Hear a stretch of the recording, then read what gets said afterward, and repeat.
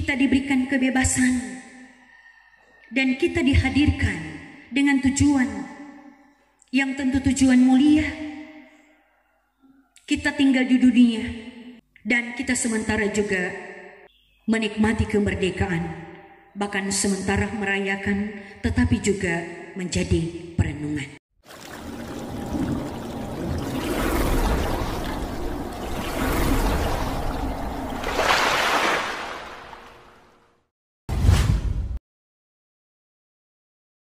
Salam sejahtera di dalam kasih Tuhan kita Yesus Kristus.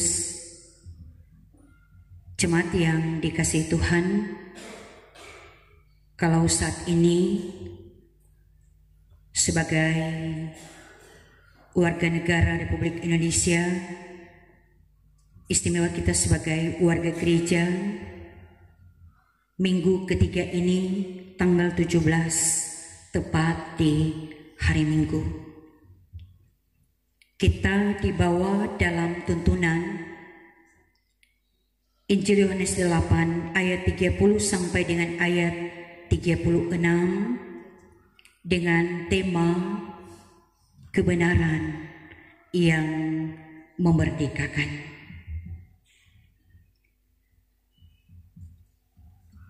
Tema ini sangat relevan karena kita sedang dan sementara menikmati kemerdekaan yang adalah anugerah Tuhan.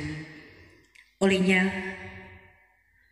melalui bacaan ini sungguh jelas sangat terungkap bagaimana kebenaran yang memerdekakan. Yesus di mana-mana tempat selalu ada banyak orang yang berkerumun. Di dalam dia menyampaikan tentang kabar baik, kabar yang menghidupkan dan mendatangkan keselamatan. Tapi tidak lepas juga di mana dia berada, ada orang yang tidak menyukai, sehingga melahirkan kebencian karena pemberitaan dan pengajarannya itu mendatangkan kehidupan. Di dalamnya juga mendatangkan kebenaran yang memerdekakan.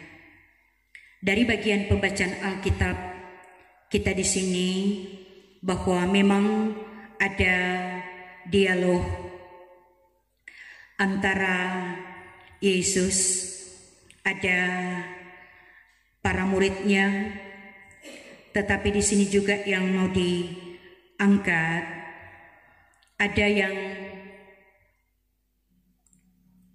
mau diarahkan agar sesungguhnya menikmati dan merasakan kemerdekaan yang sesungguhnya. Yesus berkata bahwa jikalau kamu tetap di dalam firman-Ku, kamu benar-benar menjadi murid-Ku. Nah, ada reaksi. Ada orang yang bertanya bahwa mereka adalah keturunan Abraham, yang mana mengingatkan mereka bahwa mereka adalah bangsa atau pilihan orang-orang yang istimewa karena keturunan Abraham. Di sinilah Yesus memberikan pemahaman, di sinilah Yesus memberikan penjelasan yang mengarahkan pada kehidupan dalam kebenaran yang memerdekakan. Bahwa menjadi keturunan Abraham itu bukan hanyalah soal status. Itu belum cukup. Karena apalah artinya menjadi keturunan Abraham, yang mana mengungkapkan mereka tidak menjadi hamba. Apa artinya menjadi keturunan Abraham, tapi cara hidup masih diperhamba, masih hidup di dalam dosa. Tetapi yang sesungguhnya Yesus melalui pengajarannya mau mengatakan bahwa kebenaran yang memerdekakan, jikalau kamu tetap di dalam firman-Ku, dan juga kamu akan mengetahui kebenaran, dan kebenaran itu memerdekakan kamu. Ini sebenarnya inti pemberitaan kita di dalam rangka kita sedang juga bersukacita karena hari ini sangat menyejarah. Nah, saudara-saudaraku yang kekasih di dalam Tuhan, tentu setiap kita sudah sangat memahami apa arti kemerdekaan. Apa arti merdeka? Berarti bebas, tidak terikat, tidak lagi diperbudak, tidak lagi dijajah. Kalau melalui pembacaan kita di saat ini, tentunya setiap kita telah menyadari bahwa kita telah dimerdekakan. Kita telah mengalami kemerdekaan yang sesungguhnya, yang menunjuk pada pengorbanan Kristus.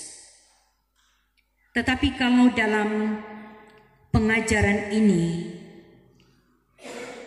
yang mana menghentar kita, apakah demikian? Karena kalau kita sadar, bisa saja kita bereaksi, bertanya, yang dalam bahasanya torang kan orang percaya, torang sudah ditebus. Tetapi kalau kita memahami bagian ini, bukan hanya sampai yang mana kita orang percaya sudah ditebus, tetapi intinya apakah benar-benar kita telah tinggal di dalam firman-Nya, dan apakah kita benar-benar telah menjadi murid-Nya.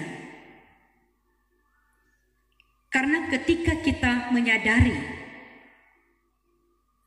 kita mengaku orang percaya dan kita telah tinggal di dalamnya, maka yang pasti kita akan merasakan sesungguhnya kebenaran yang memerdekakan.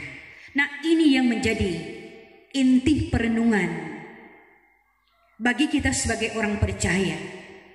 Apakah benar-benar kita telah memaknai kebenaran yang memerdekakan yang telah dianugerahkan oleh Kristus Tuhan di dalam kehidupan ini? Nats pembimbing juga sangat menuntun kita, sebagaimana juga ungkapan daripada Rasul Paulus. Kita telah dipanggil untuk merdeka, namun janganlah mempergunakan kemerdekaan itu sebagai kesempatan untuk hidup dalam dosa, melainkan layanilah seorang akan yang lain dengan kasih. Saudara-saudaraku, kalau setiap kita menyadari kita telah dimerdekakan oleh Kristus, tetapi tanpa kita sadari banyak kali kita masih diperbudak, banyak kali kita masih diperhamba, itu nyata dalam kehidupan keseharian.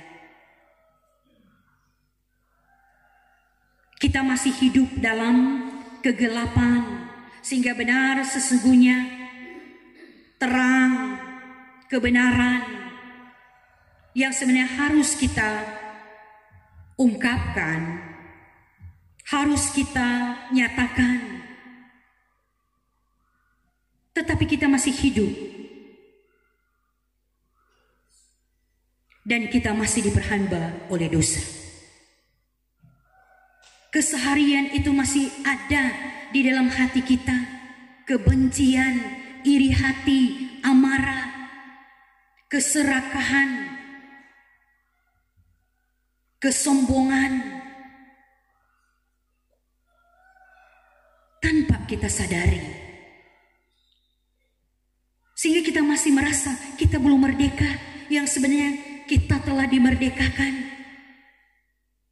Kita harus hidup bahagia, kita harus lega, kita harus bebas, tetapi bebas yang bertanggung jawab, bukan bebas yang sesuka hati. Kemerdekaan rohani, tetapi kita masih dibelenggu, dan kita masih terbelenggu dengan cara hidup kita. Ini sebenarnya sangat jelas apa yang Yesus sampaikan kepada mereka yang bertanya. Seolah-olah keselamatan itu turunan. Tidak demikian. Ini juga mau memberikan pemahaman bagi kita. Kalau kita mengaku kita sebagai orang percaya, kita sebagai muridnya, berarti kita mengenal lebih dalam. Hati kita telah melekat. Kita tinggal, kita hidup di dalam firman-Nya, sehingga kita layak untuk menjadi muridnya. Pun juga kita sebagai muridnya, berarti kita kenal guru yang mengajar kita, yang mendidik kita ke arah hidup di dalam kebenaran. Sehingga kita akan merasakan bagaimana hidup yang telah dimerdekakan. Ini yang menjadi perenungan bagi kita sebagai warga gereja. Kalau berbicara soal kemerdekaan rohani, kita dipanggil oleh Tuhan. Tapi janganlah kebebasan itu kebebasan yang sesuka hati, yang bukan menyukakan hati Allah. Kita hidup di tengah-tengah dunia ini. Kita diberikan kebebasan dan kita dihadirkan dengan tujuan yang tentu tujuan mulia. Kita tinggal di dunia dan kita sementara juga menikmati kemerdekaan, bahkan sementara merayakan, tetapi juga menjadi perenungan. Kemerdekaan, kebebasan yang ada, tetapi apakah benar-benar kemerdekaan dan kebebasan yang mendatangkan kita kenyamanan, yang mendatangkan kita ketentraman, yang mendatangkan keadilan, kesejahteraan? Memang mungkin sementara menuju, sementara ke arah apa yang menjadi kita, apa yang menjadi harapan kita. Tapi mungkin dalam hati setiap kita mungkin semakin jauh karena melihat cara yang ada sekarang ini. Tapi tetap kita optimis karena semua ada dalam pengamatan Tuhan. Ingat, saya dan saudara kita dipanggil. Kita dihadirkan di tengah-tengah dunia ini, tidak lepas juga untuk menghadirkan tanda-tanda kerajaan Allah. Tentu juga kita sedang dan sementara menyuarakan kebenaran, keadilan. Kalau itu memang bersumber pada Kristus. Mungkin di mata dunia itu tidak ada apa-apanya. Itu hanya slogan. Tetapi bagi orang yang mendambakan, bahkan di mata Allah itu punya harga. Itu sangat berkualitas. Olehnya, di tengah sementara kita di bawah melihat bagaimana cara Allah menata dunia ini, yang tentu sesungguhnya Allah menghendaki setiap kita umat kepunyaannya mendiami, tetapi juga menikmati hidup dalam kebahagiaan, ketenangan, keamanan, kesejahteraan, keadilan, persatuan, dan kesatuan. Maka mari kita sebagai warga gereja yang mengingatkan kemerdekaan itu adalah anugerah Allah. Tetapi jangan cara hidup kita masih sama dengan dunia. Jangan cara hidup kita sudah tahu itu tidak benar, itu tidak adil. Tetapi karena kita mau ingin zona aman, kita cuek dengan keadaan yang ada. Ini sudah 80 tahun yang mana slogan daripada pemerintah menuju Indonesia emas memang tidak semudah dalam membalikkan telapak tangan. Tapi sekecil apapun, memang kita telah melihat bagaimana pemerintah, tetapi juga di dalamnya kita rakyat berupaya. Ada banyak hal-hal yang sedang dan sementara dibenahi. Tapi tujuannya kita ingin juga melihat agar supaya pemerintah yang ada, Tuhan beri hati, takut akan Tuhan, diberikan hikmat, tetapi juga bagaimana kita rakyat yang di dalamnya menopang, bahkan juga agen bersama-sama dengan pemerintah dengan tujuan hidup di tengah keberagaman yang ada, ciptakan, saling menghargai, menghormati, sekalipun juga perbedaan itu sebenarnya bagi kita adalah anugerah dan kekayaan. Tetapi bagi kita kaum minoritas, kita melihat di beberapa tempat yang mana saat ini sangat teralami adanya tekanan, penindasan, tapi juga ada penganiayaan. Tapi hanya satu ada dalam kehidupan kita sebagai orang Kristen, doa sambil juga ada pengampunan. Karena doa berarti menyerahkan, biarlah kiranya Allah yang bertindak. Nah, dari bagian pembacaan Alkitab ini juga yang hendaknya mendidik kita sebagai warga gereja yang sedang dan sementara menikmati kemajuan yang ada. Kita sekarang sedang ada di era digital yang semua aktivitas kita tanpa alat ini tujuannya untuk memperlancar, memudahkan, dan tujuan yang positif. Sebagai gereja kita telah diperlengkapi melalui pemberitaan-pemberitaan yang ada agar kita semakin berhikmat karena kita beriman. Tapi apakah demikian? Kita diberikan kebebasan untuk memaknai.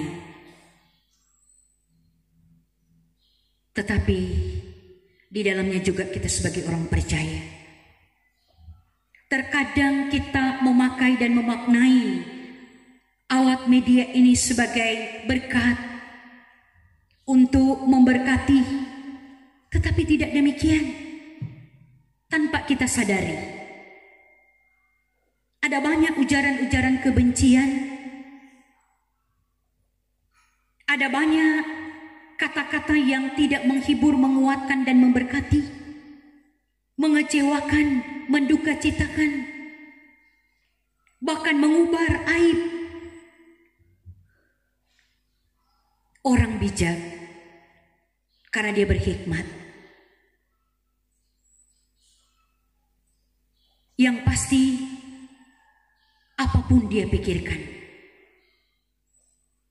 sebelum dia bertindak, kiranya ini ada dalam kehidupan setiap kita. Kita semakin bijak